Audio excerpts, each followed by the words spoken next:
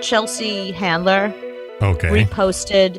So she did an interview in 2014. Piers Morgan used to have a show on CNN, Piers Morgan Tonight, I think it was called. Mm-hmm. And it'd been canceled, and she was like one of his last guests. So Literally it was canceled. Huh? Yeah, literally canceled. Yeah, no, literally was canceled. So it was in 2014, and she had this really contentious interview with him. So in the wake of him storming off of his show, Good Morning Britain, and everything going on with Meghan Markle and whatever, she posted this on her Instagram, and she wrote, "Some a-holes get better, some just stay the same." Rick, I want your viewers to know. They must know because they're probably following you on Twitter. I mean, you can't even pay attention for 60 seconds. You're a terrible interviewer. Well, you just weren't keeping my attention. That's more an issue for you not than my me. problem. What is your problem? This is your show. You have to pay attention to the guests that you invited on your show. If they're interesting enough. Yeah, they are. Listen, it doesn't matter how interesting I am. You signed up for this job. Of course it does. Well, maybe that's why your job is coming to an end. Wow. Wow. Oh, wow. Don't want to cross you, do we? I don't know. Do you? What's the moment if I said to you, I can give you one moment back in your life This is great. to repeat right now? What would you choose? It would be spending this hour differently. It's great. I love how honest she was with him. He was a terrible interviewer. That's why, I have to say, like, some of the best interviewers out there can make the most boring people interesting. That's why they're good interviewers. It's not up to the guest to be interesting. You and I have had some very boring people on over the year. I mean, we've done how many interviews over 20 years or 15 years, however long we've been together.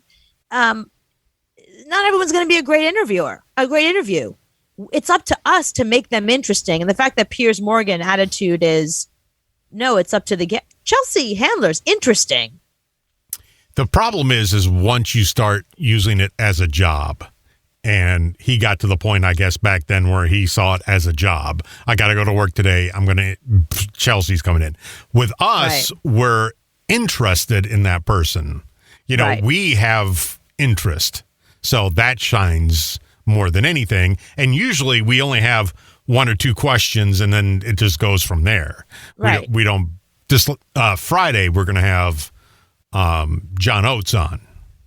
Well, he's an interesting person. I mean, really, we can just say, introduce John Oates, and then we could just sit back, and he's interesting, and he's funny, and he's got a lot to say. That's an easy one. But you and I have had on doctors, and we've had actually our listeners. When people call in, some of the best interviews we've had are talking to listeners over the years. But what I'm saying about John Oates is, really, I only have one question for him.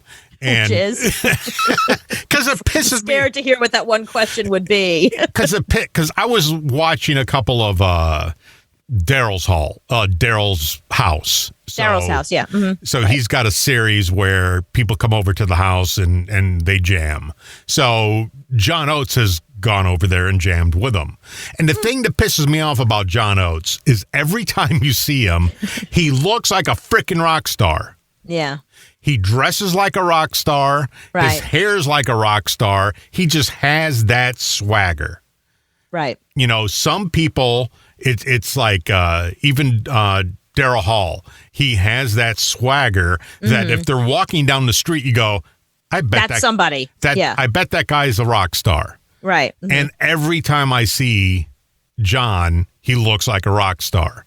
And do you have to work at that? Or do you just wake up like that?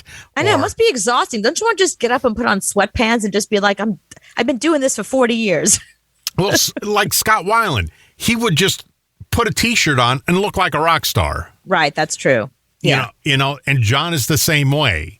And when you see the dude from Train, looks like a rock star. He could be walking down the street and you would go, I got to talk to that guy because I guarantee he's famous.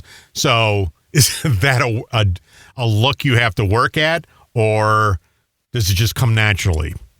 There's actors like that. Like, I've been places where, there's an actor around, even if the person is wearing like a baseball cap and a sweatshirt, a hoodie or some kind or whatever, you just know there's something about them. They just look beautiful, or they just look interesting, or there's something about them that you notice them. I've been in lots of places where like you would not expect a celebrity to be, and suddenly you look over and you're like, is that Selena Gomez? Mm-hmm. And then it is.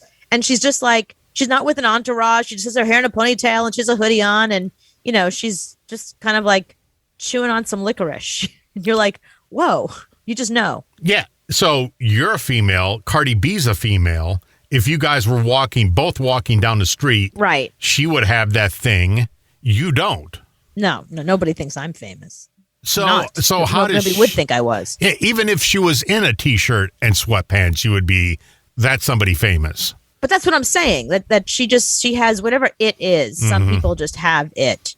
Yeah, and John Oates, every video, every interview, and I guarantee Friday when he comes on here, he's going to look like a freaking rock star. Of course he is. It's going to be like... He's going to say cool stuff. He's going to tell us about this cool project he's doing for Feeding America. He does cool stuff. He is cool. Everything about him is just cool. And he doesn't have to anymore because he's got Sarah Smile money. Right. I got man-eater dough. That's all I need, and I don't need to do anything else. But he does, and...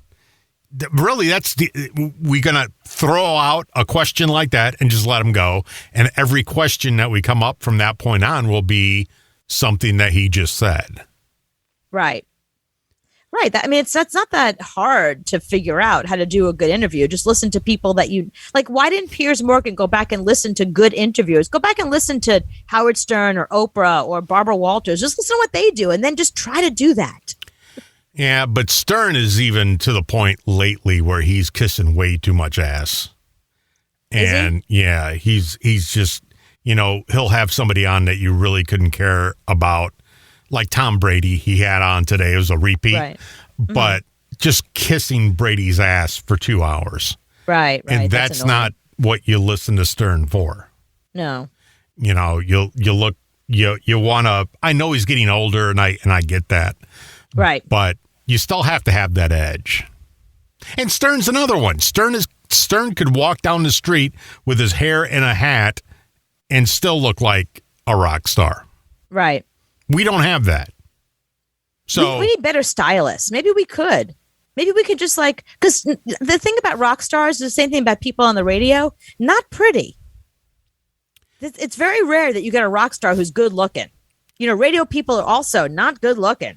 Yeah, so we got to ask John, how does he do that? Yeah, teach us how to look like a rock star. Like, what do we do? What are you wearing right now? Right. Is there a necklace? When Led Zeppelin, I could buy.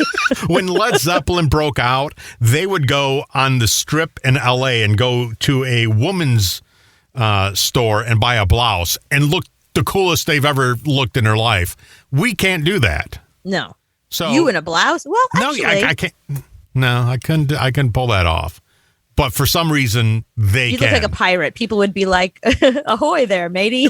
And I guarantee, exactly. And I guarantee the necklace that John Oates will have on will be the coolest necklace ever. Right. And it's coolest a rock thing star. Ever seen. And look at the rings that you're wearing. You look like a rock star. Where do we buy those? Okay, I'm going to try to out rock star him on Friday. I'm going to wear lots of rings, lots of necklaces. You can't do it, though. I'm going to wear what I think is a cool rock star look. And we'll see. I mean, we'll see what he says. Did they give you a manual when you sign with a record company? This is where you buy your rings. This is where you buy your necklaces. This is the kind of shirts you can buy. No, you get a stylist. They're a stylist. They didn't have a stylist in 1979 for those guys, though.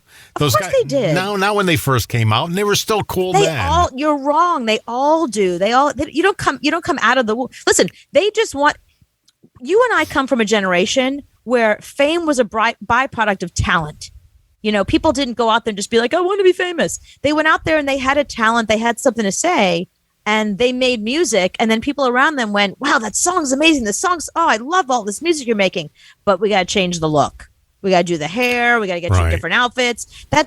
Now it's the opposite. Now people first find a stylist and a look and an Instagram, and then they start telling you about their music. Do you know what I mean? That's what I loved so much about your girl that we had on last week. Right. From Plush. Mariah. Yeah, that's what's so great about her. She's the genuine article. She just wants to make music. She's not out there trying to, I mean, she's adorable, but she wasn't trying to look a certain way. She just was out there like, I make music and this is my music.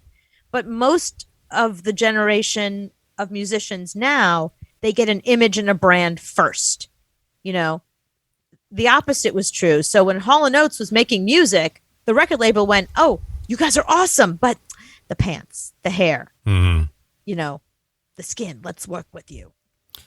Well, that's true now, is they hire the look now and then they develop the talent later. Right, that's what I'm saying. But it's the opposite for maybe I'm wrong. He'll tell me he lived the life. I'm just supposing because I had a couple of friends at Atlantic Records who told me stuff. But what do I know? I'm in radio. Yeah, so we got to say, can we borrow that book that you have? We want to look cool too. And how do you do it? And do you have to follow that book every day when you're, you know, under house arrest like we have been for the past year? Do you still have to dress like a rock star? And I guarantee he does. We're not skinny enough. Is that it? Yeah, I saw John Bon Jovi on the street. He just bought a place in my neighborhood. He's very skinny.